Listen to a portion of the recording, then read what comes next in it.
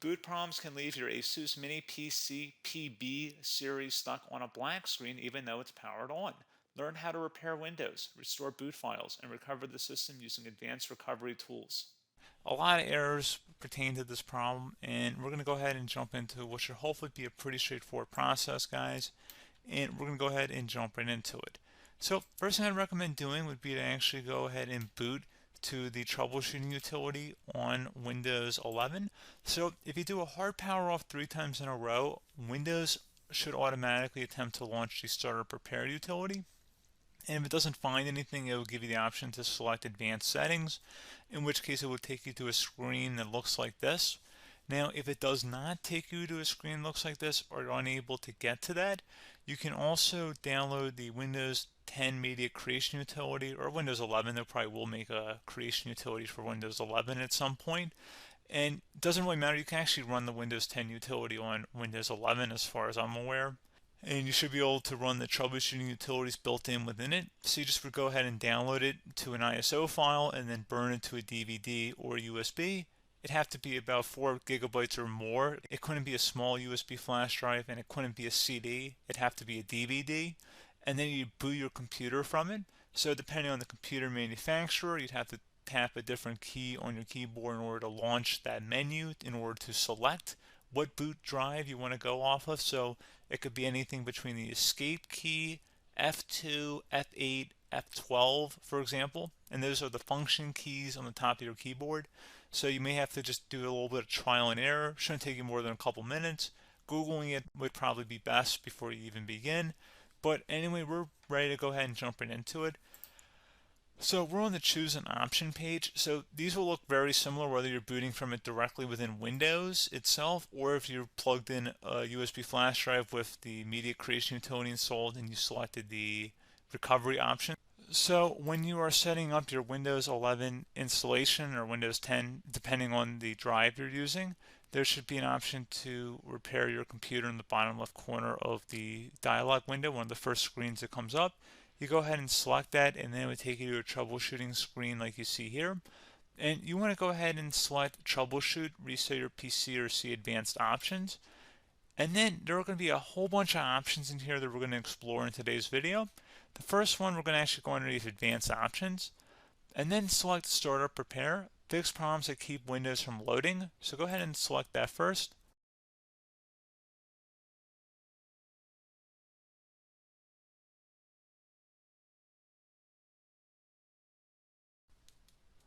Okay, so you can see it could not repair our PC.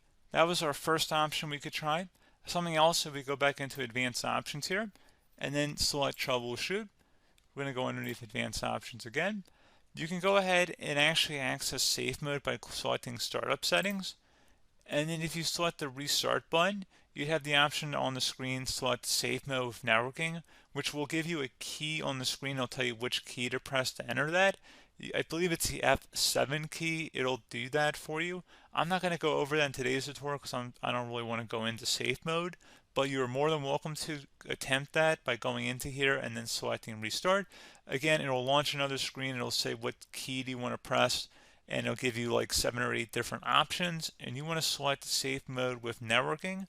There's also an option for a command prompt too, but that's going to be something we're going to cover later in this video, and we don't even have to go through that in order to access it. So that's why I'm not going to really push for that, because unless you know exactly what's causing the problem, you probably don't need to go into safe mode.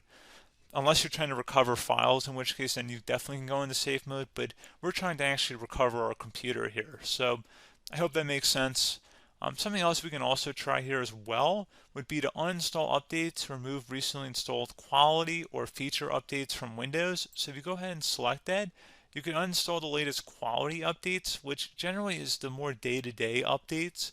Feature updates are the less regularly released ones, like the big ones.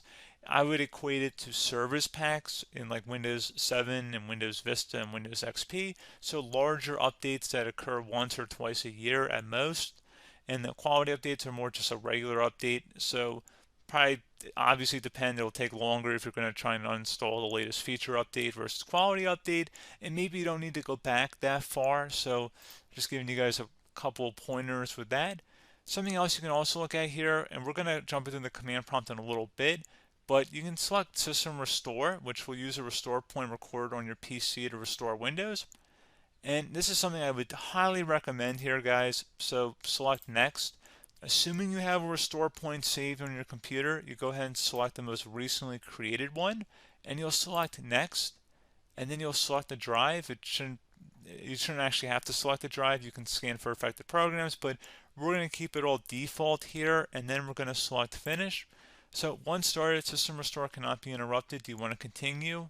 I think we're going to select yes. I don't think we have anything better to do on our computer right now, so just give it a moment here to initialize. It will take a couple minutes to run, obviously depending on how large your hard drive is and how much is saved on the System Restore point.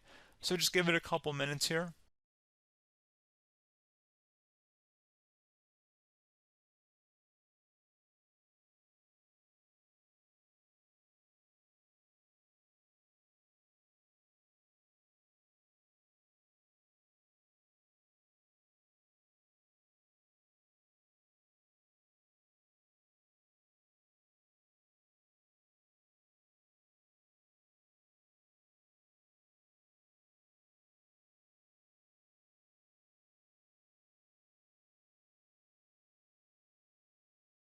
Okay, so you can see the system has been restored successfully.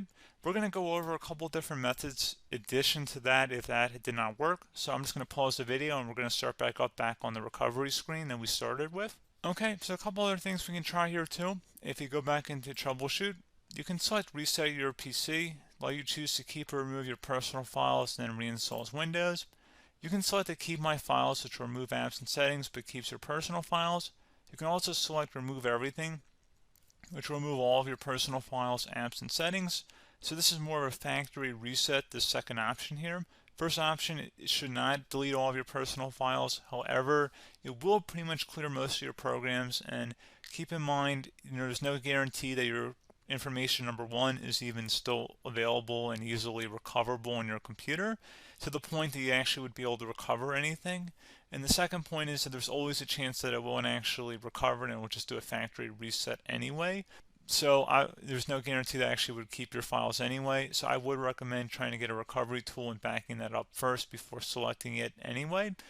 But again, those are a couple of different options. And then something else you can try here if you go back to the choose an option. Another option, if you go underneath choose an option and select troubleshoot, advanced options, and now select where it says command prompt. Okay, so the first thing we should do is type our main hard drive here. In most cases, it should be the C drive. So you just do a C colon and then hit enter on your keyboard. So once you're underneath the C drive, we're going to type in dir and then hit enter on your keyboard. It should have program files, users, and Windows all in there. That's how you know you're in the right directory.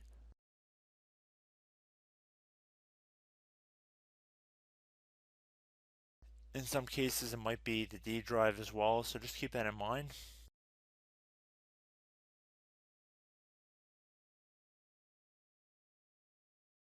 Next thing we're going to do is type in cd space / Windows / system 32 / config,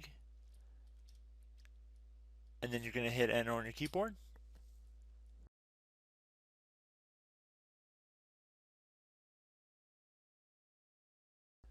So now you're going to type md space backup. If you've seen other tutorials, it might also say to put down md backup. That's because the backup name is pretty common when you want to back something up. So you can name this whatever you want, doesn't have to be backup. So if you've already made a backup folder in the past, you could do backup 1, for example. So once you're done setting the name you want the backup to be called, hit enter on your keyboard again.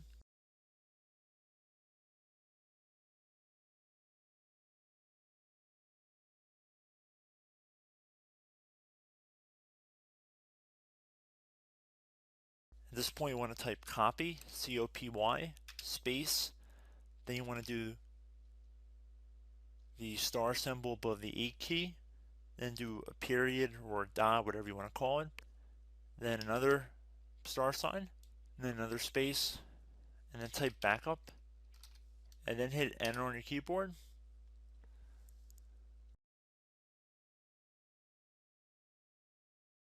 Now you want to type cd reg back, REGBACK, and then hit enter on your keyboard. So now that we are under the reg back, so now you want to type dir again, and then hit enter.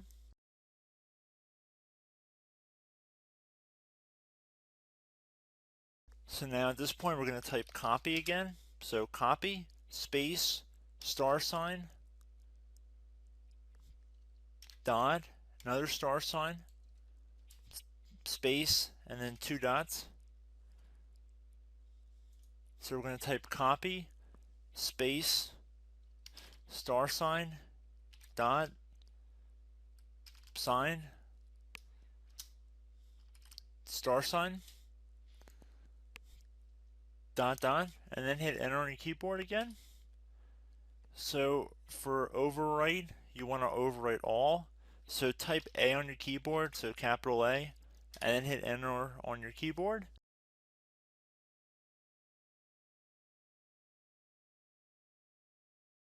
So at this point, you should be good to go. You can close out of the command prompt window, and if you accidentally continue to Windows 10, you should be all set.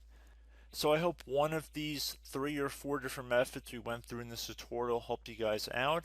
Again, I'm not sure if you guys heard me earlier, but try to go back into your safe mode if possible and uninstall any programs you know might be conflicting with the Windows startup if you can get into safe mode. So just keep that in mind. Something very simple like that could be blocking up everything. So again, I hope this tutorial helped you guys out, and I will catch you in the next tutorial. Goodbye.